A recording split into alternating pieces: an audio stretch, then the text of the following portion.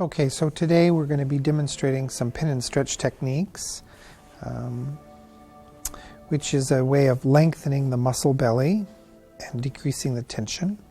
So to start with, we're going to be doing pin and stretch on the scalenes, the anterior and middle scalenes. And the approach that we want to take is we're going to be starting at the insertion and then gradually moving to the origin. So this is a passive pin and stretch. So first I'll locate the muscle approximately where it attaches, there on the second rib. Shorten the muscle by bringing the neck a little bit into flexion on that side. Applying pressure, not too much, and then moving the head to lateral flexion on the other side, which will lengthen the muscle. It should be a slow, steady process.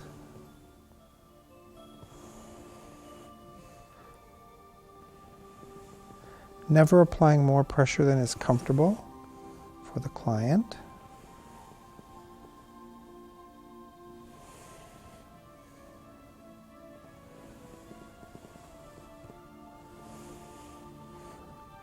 You're not holding the stretch for a great length of time.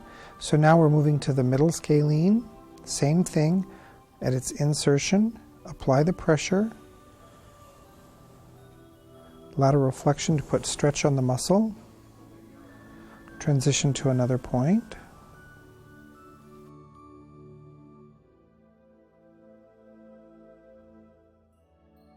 And then again, lengthen the muscle.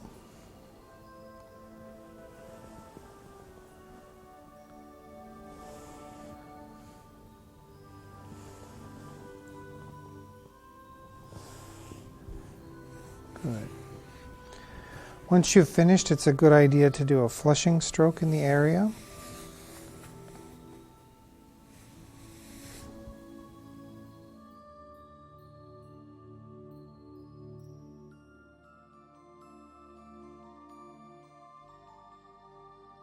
Next, I'll be demonstrating pin and stretch on the SCM, the sternocleidomastoid, which sits just here.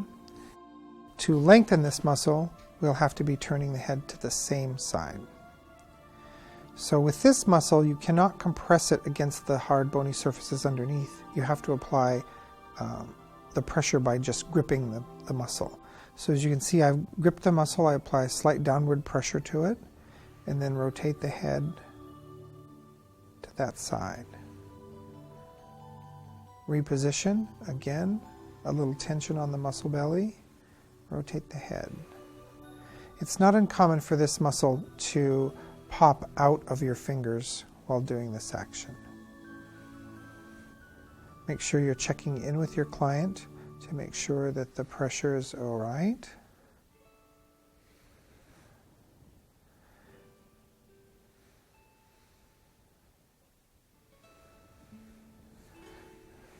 Good. And again, you'll want to do some nice soothing flushing strokes at the completion of this.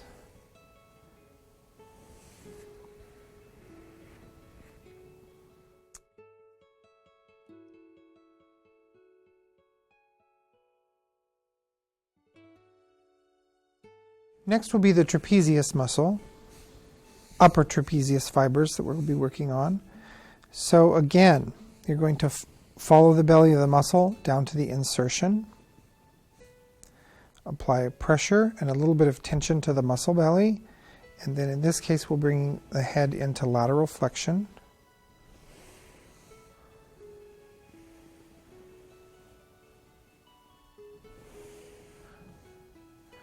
A nice, slow, steady pace is important.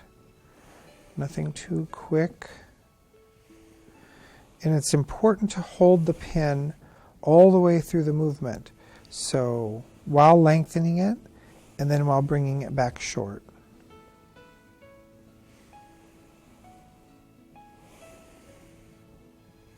Good.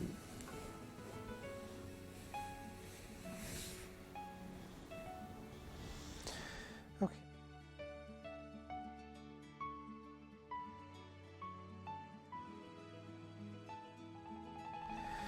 So the next set of muscles that we're going to be doing are in the chest, the pec major and pec minor.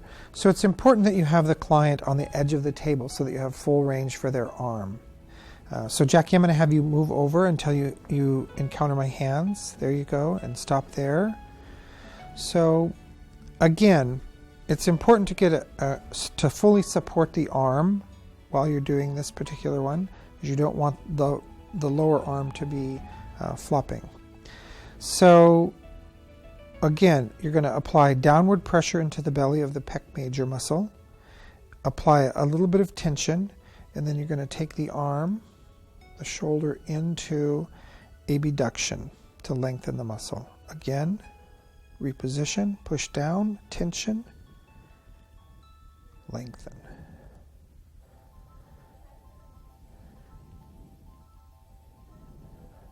And you want to move through all of the fibers of pec major and then move to the other. So you're doing a sort of an arc shape as you go.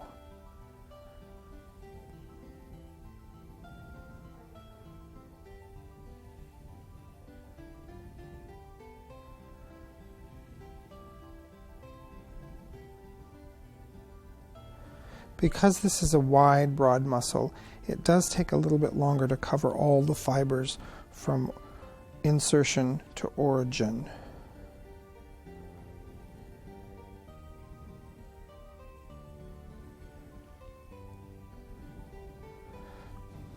Go ahead.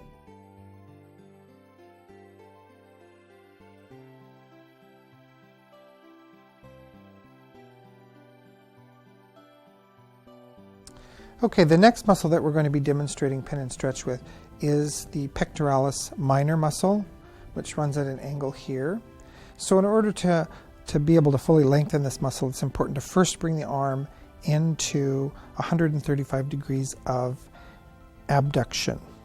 So when you apply your pin and stretch, or your pin, you're going to be pinning the muscle against the third, fourth, and fifth ribs, which is where it attaches. So you apply downward pressure, a little bit of tension, and then bring the arm into full flexion, reposition, and again into flexion.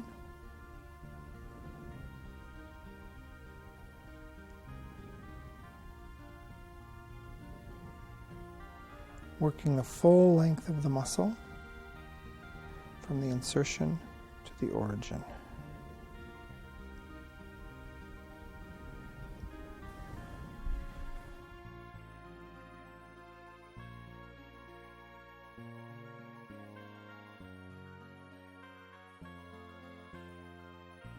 The next muscles we'll be doing will be the bicep.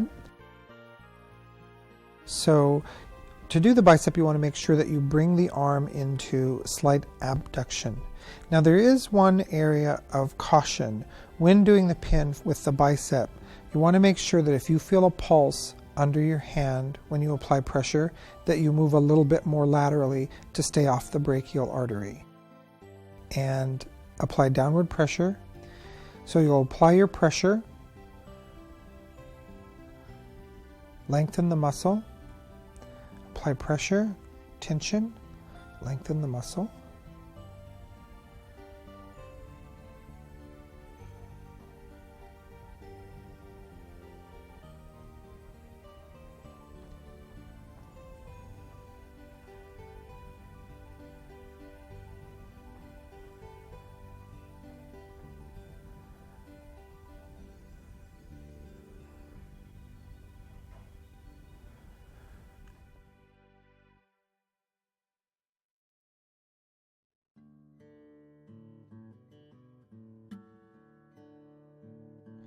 The next group of muscles will be the wrist flexors. So again, you're going to apply pressure to the belly of the muscle and then bring the wrist into extension. Again, new position, apply pressure, tension, extension, pressure, tension, extension.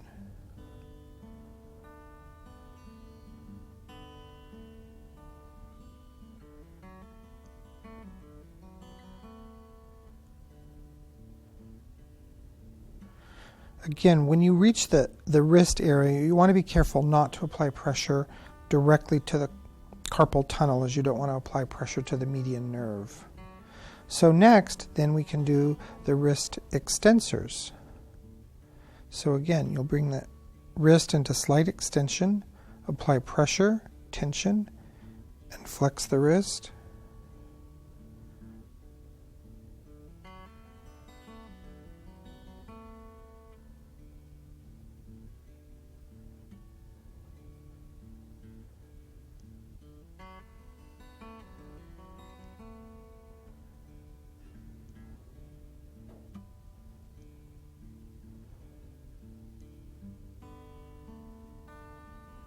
Good.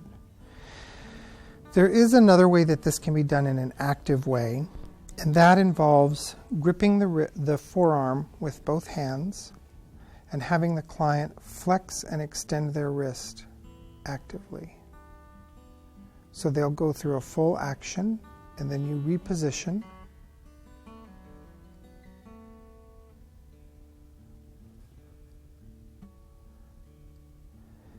This particular technique works both the flexors and extensors simultaneously and requires the client to actively participate.